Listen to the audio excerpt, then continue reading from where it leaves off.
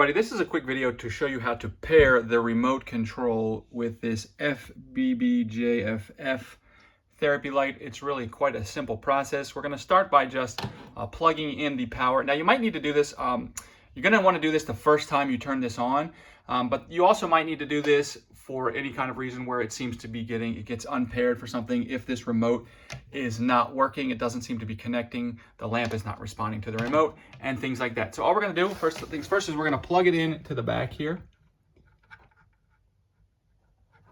If I can find that hole, trying to do this with one hand.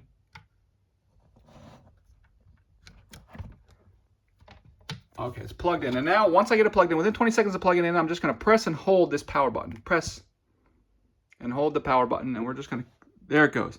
And that, it does that double beep, which means it's now paired with this remote. And you can see now the remote turns it on, turns it off, turns it on, turns it off. And if you're interested in how to actually use this remote, everything that this remote can do, go ahead and watch this video here. I explain everything.